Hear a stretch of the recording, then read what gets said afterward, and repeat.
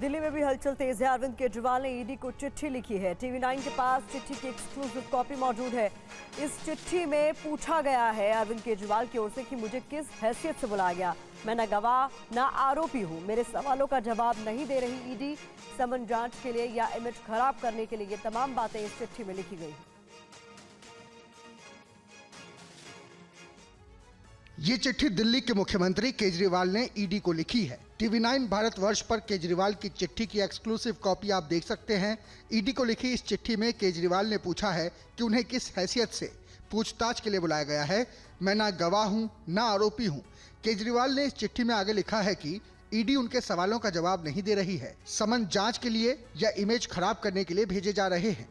जाहिर है लोकसभा चुनाव से पहले दिल्ली में शराब घोटाला बड़ा मुद्दा बना हुआ है। आज भी इस मामले पर सीएम केजरीवाल ईडी के सामने पेश नहीं हुए। समन पर आम आदमी पार्टी ने बयान जारी करते हुए कहा कि ईडी का समन गैरकानूनी है। लोकसभा चुनाव से पहले केजरीवाल को गिरफ्तार करना चाहते हैं। आम आदमी पार्टी के बयान में कहा गया कि केजरीवाल ने ईडी को जवाब भेज दिया है। केजरीवाल ईडी की जांच में सहयोग करने के लिए तैयार हैं, लेकिन ईडी का नोटिस लीगल नहीं है। आम आदमी पार्टी ने इस पर सवाल दागते हुए पूछा है कि चुनाव से ठीक पहले केजरीवाल को नोटिस क्यों भेजा गया। वहीं आम आदमी पार्टी की दलीलों पर बीजेपी ने कहा कि केजरीवाल जरूरी सवालों से भाग रहे हैं, उनकी मुश्किलें बढ़ने वाली हैं। और अरविंद केजरीवाल के खिलाफ जारी ईडी के एक्शन पर बीजेपी और आम आदमी पार्टी ने एक दूसरे पर गंभीर आरोप लगाए हैं। देखिए पूरी खबर।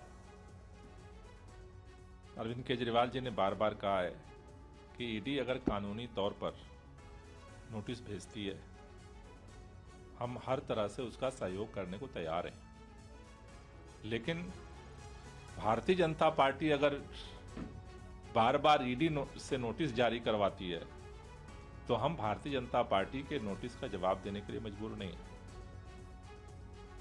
ईडी तीसरी बार हो गया, आज तक ईडी ने अरविंद केजरीवाल जी के सवालों का जवाब नहीं दिया। अरविंद केजरीवाल स्वयं को सर्टिफिकेट दे के कहते हैं मैं कट्टर ईमानदार हूं।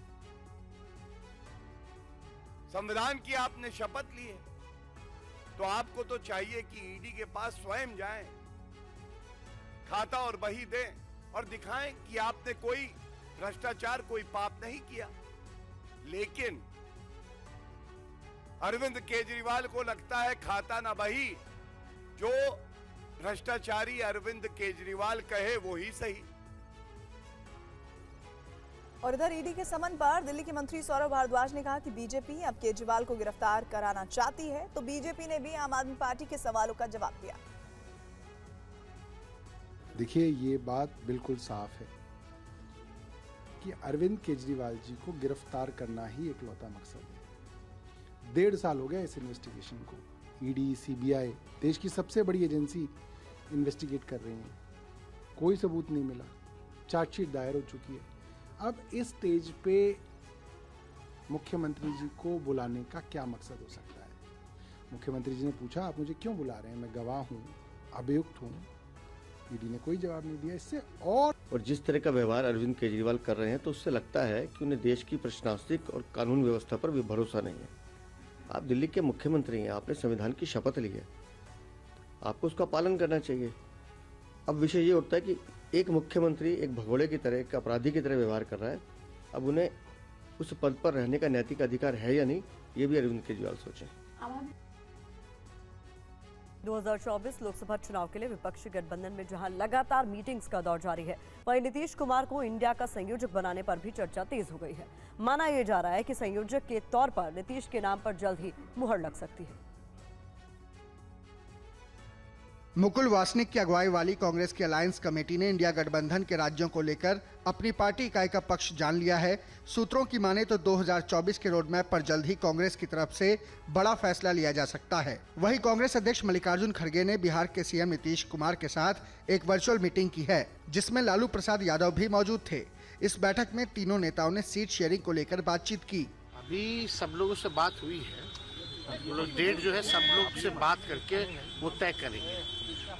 बात होना है कि कुछ मीटिंग वगैरह किया जाए, और मीटिंग कब होगा, कैसे होगा, ये अभी क्लियर नहीं है।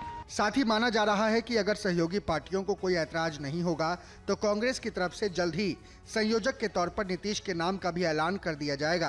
कांग्रेस की तरफ से खड़गे कल अलायंस कमेटी की रिपोर्ट के आधार पर राज्यों के प्रभारियों, विधायक दल के नेताओं और अध्यक्षों से बात करेंगे, जिसके बाद 2024 लोकसभा चुनाव के लिए गठबंधन का रोड मैप तैयार किया जाएगा।